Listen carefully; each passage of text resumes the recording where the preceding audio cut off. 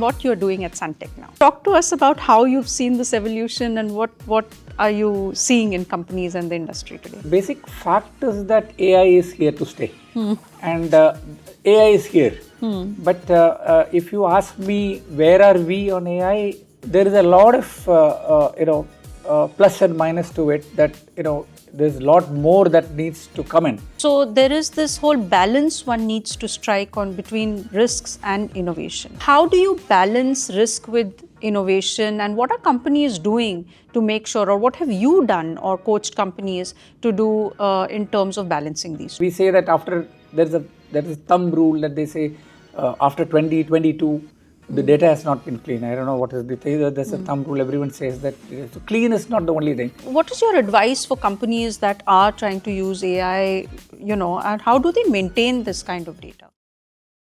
Hi everyone, welcome back to this episode of CIO Chronicles. We are shooting this episode on the sidelines of CIO Association Kerala Chapter's anniversary event. With me is the absolutely charming and one of my favorite CIO Association CIOs, Mr. Sreekumar Balachandran. He is the Group CIO of SunTec. Thank you so much for being on our show. Thank you, Anjali. It's such a pleasure that I got to join you for this. Yeah. And it's good that you're doing this for us. So absolutely. It's wonderful, so wonderful. Absolute pleasure. So, take us through your journey of coming to where you are today. You've been in tech, you've done other things also, I know, which I would love the audience to hear about. So talk to us about your journey and what you're doing at SunTec now. I joined as a management trainee in Indian Oil. So that was in 1987, pretty long time back. And that was when you were a generic cadre. Yeah. So, and then we go right up. So that's how Indian Oil is, the frame. It's a batch-wise kind of a thing. But then in 1988-89, the first time the systems department got formed in Indian Oil, and then they were asking who could be possibly this thing. So they had a selection process and all. So I opted for it, and then 6 of us opted for it. When at that time we didn't know what was IT in store, 88, 89. We didn't know what was IT going to be. What is the opportunities there, but we have the other as an assured career. Right. But the only charm was that we were to be sent to US for training. And we did it in MIT, Montreal University there. So that is a kind of opportunity that we were looking for. And then we went there and then we did the specialization. So I did it in networking in those days. So and some of our other colleagues were also there. So the rest of them, they chose to, stay back there itself. Yeah. So I thought, I should put in back something back to what country. I gained. So came back to Indian Oil. I was there for 15 years in Indian Oil. So the entire network in Indian Oil was actually done by me.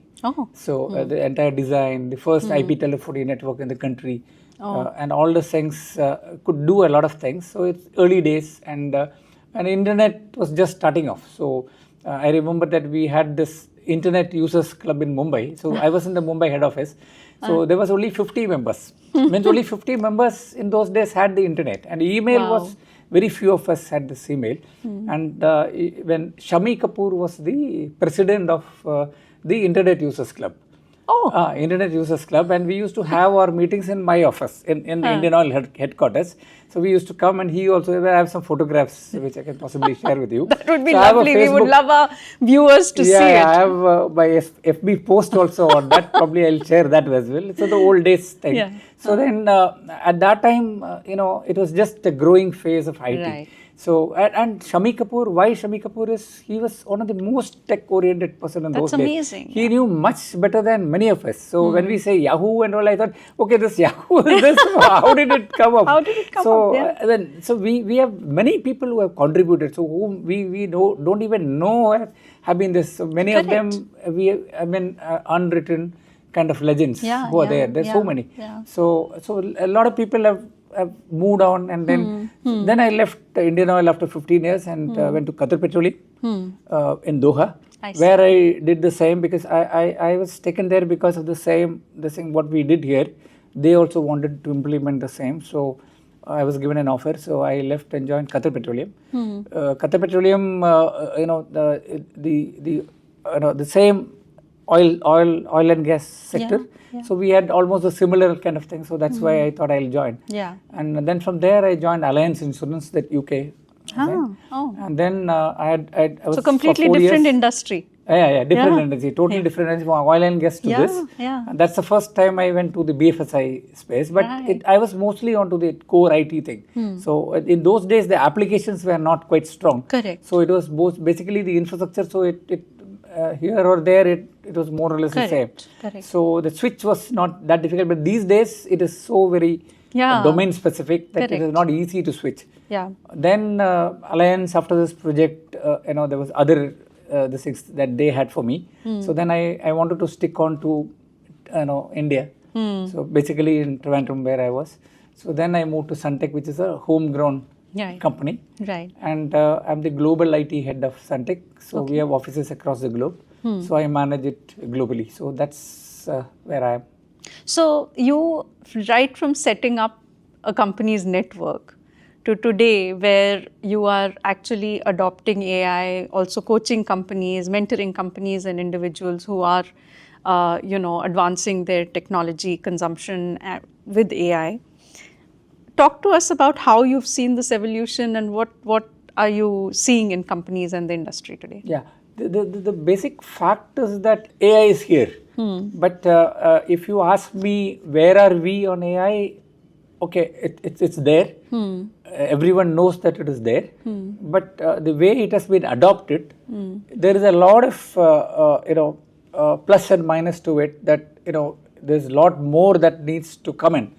To say that the AI adoption has been a very perfect one, and has been there to such an extent that we would all now forget about everything else, and it's only the AI. So there's a lot of gaps there, a lot of reasons to it also, as why AI is still in a kind of state where there is a lot of failure of many projects. So we normally take it that around 50%. So Gardner also mentions that 50% of the AI projects fail after POC.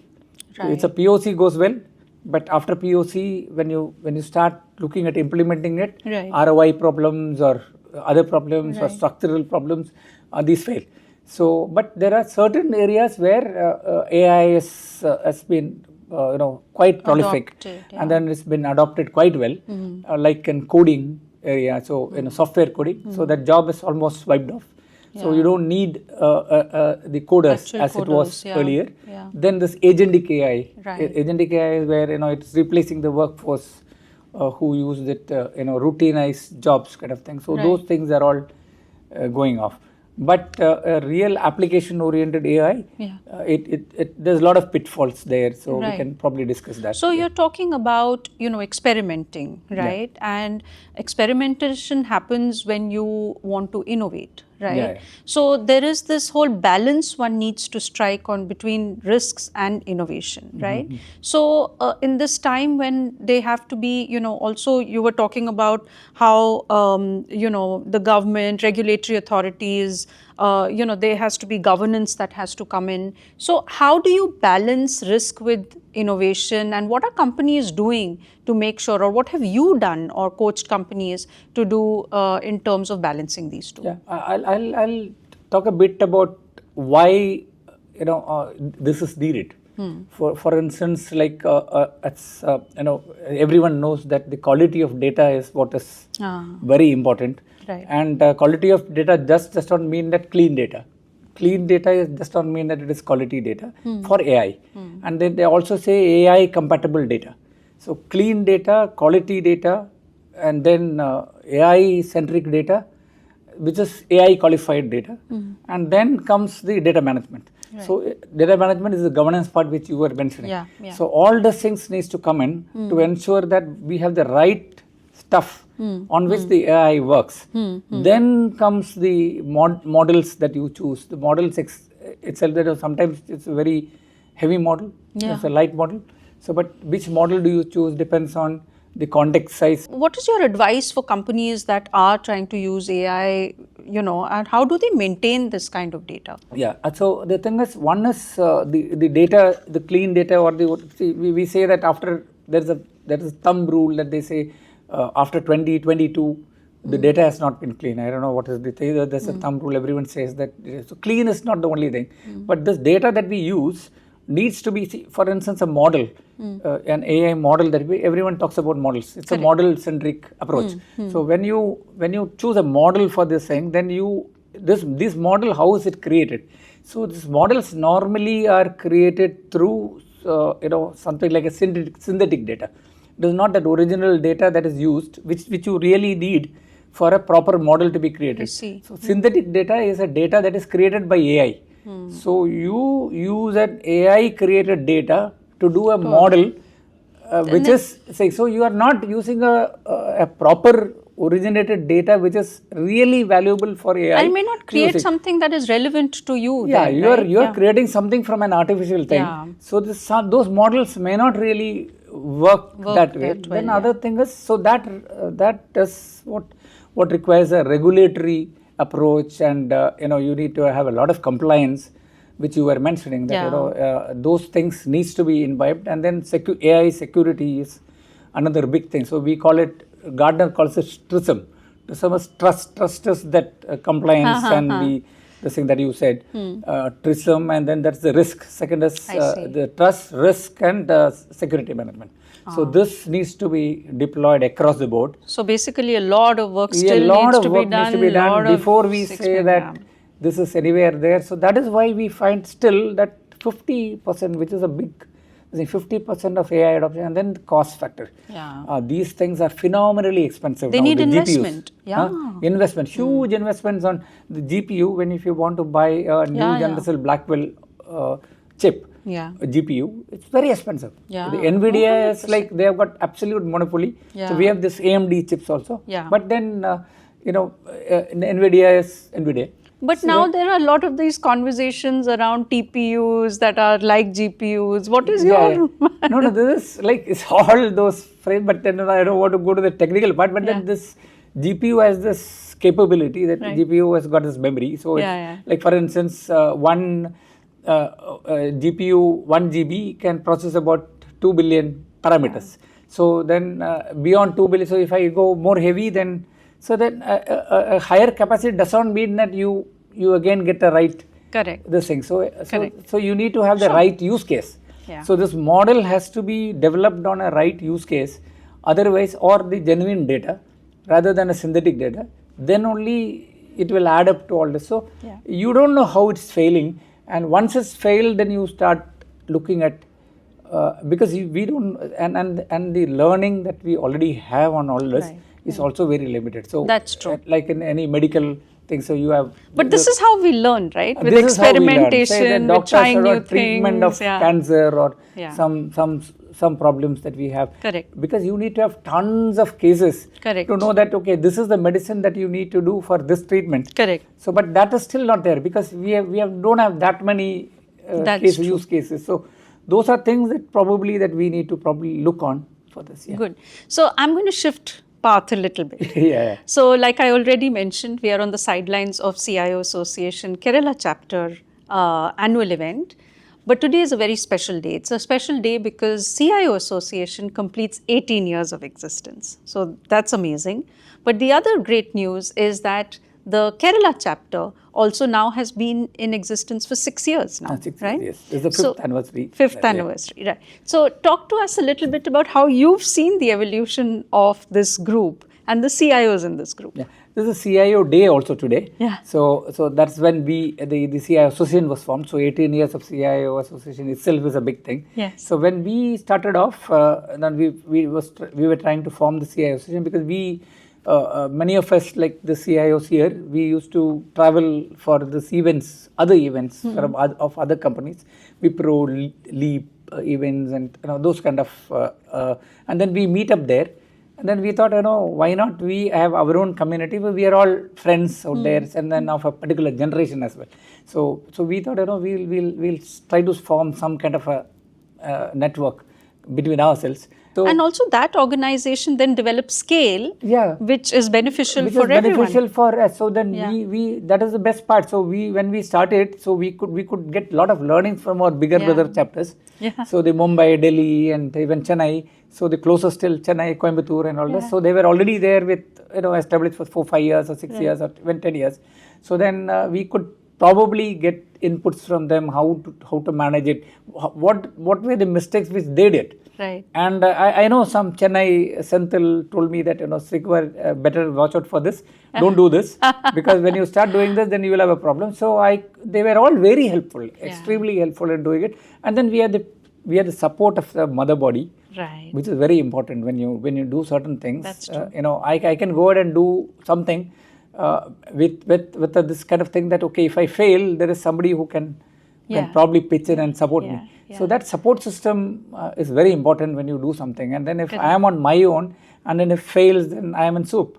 Then it's very difficult to do things. So it was very easy. And you've gone from like 45, 50 members to now 120? Yeah, it's about 120 now. 120 members, so firstly, congratulations. And today, actually, we are also celebrating. We have 9 power CIO women today. That is incredible. I was mentioning to somebody that I see more women CIOs in this chapter than in many other chapters. So others are only 2, 3, 4. But we are small. And we have 9, say, which is 10% of this. So very inclusive organization in every sense of the word. So they're all very senior also. Cumulative experience of more than 300 years. Wow. So that is what it is. So and that's what Kerala chapter is about. Excellent. So I want to firstly congratulate you on keeping it all together and also for the excellent show today. Thank you so much. It's been amazing. When it comes from you, I have to take it because when it comes from someone else, then because you have seen events as much as what it is. So when you say this is good, no, it's extremely classy, extremely well executed, and what I really enjoyed the most was the smoothness with which, of course, I know, some of these events are like swans. On the above the water, you see this gliding, beautiful creature, and under the water, someone paddling ferociously. But I think it was amazingly done. Thank you so much. Thank you for being on CIO Chronicles. Thank you so much. Thank you so much. Thanks for this opportunity. And I know that I've seen a few of your saying it's so good, and then it's got such a big viewership. And thanks so much for setting this up.